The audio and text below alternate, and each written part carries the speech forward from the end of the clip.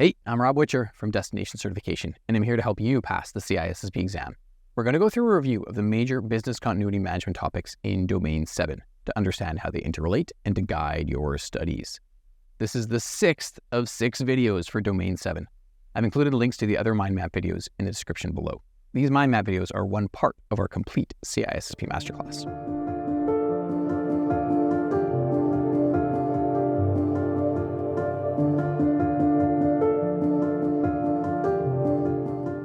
Business Continuity Management, BCM, is the business process that drives the planning and preparation for disasters by conducting the business impact analysis process, the BIA, and then using the results of the BIA, the measurements of time, RPO, RTO, WRT, and MTT to create, test, train people for, and maintain business continuity plans, BCPs, and disaster recovery plans.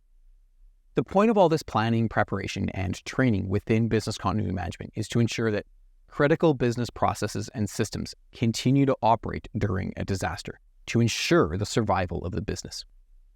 Business continuity management does not focus on every single business process and system in the business, but rather the most critical. During a disaster, it is generally not possible to keep every single part of the business running as usual. So in business continuity management, we need to determine what business processes and systems are the most critical and focus our limited resources on those during a disaster.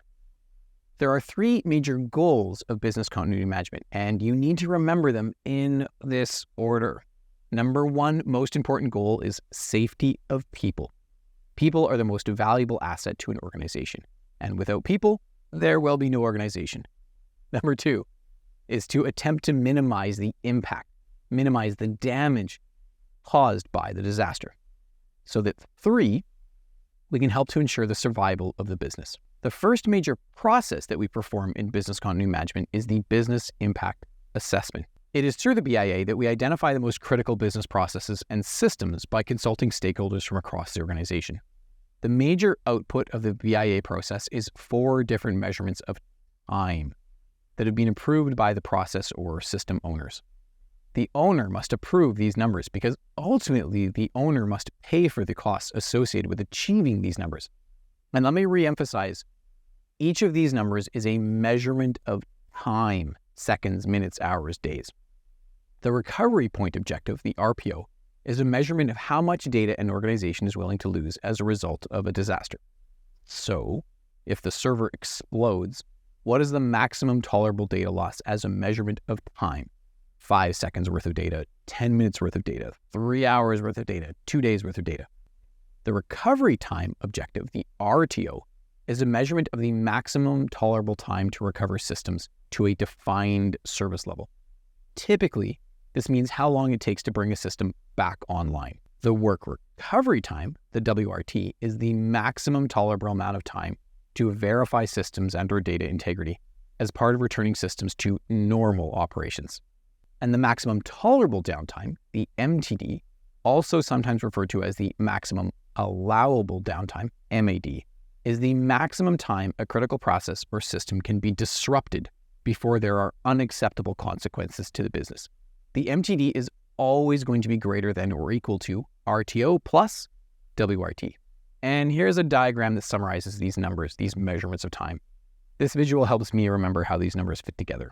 It is the owner of a process or system that must approve these RPO, RTO, WRT, and MTD numbers because the owner has to pay for the recovery strategies that will allow these numbers to be achieved. Now let's talk about the 2 major types of plans that these numbers derive the creation of. Business continuity plans, BCPs, focus on critical business processes. For example, paying employees is typically considered to be a critical business process.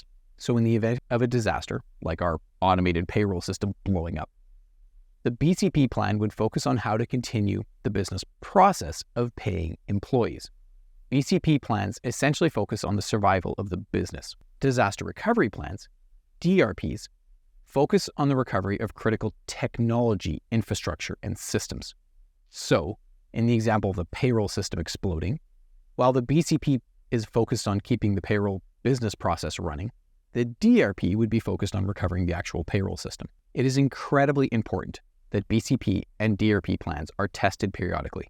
There is little likelihood that the plans will work effectively in a real disaster if they haven't been tested and refined based on the results of testing.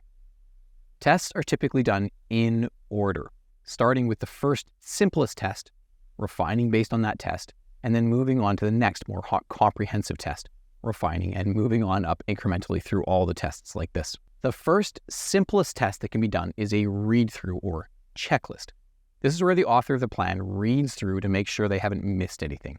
They essentially go through a checklist. A plan should include call tree names, alternate contact info, etc., etc. Is all that information correctly written down in the plan?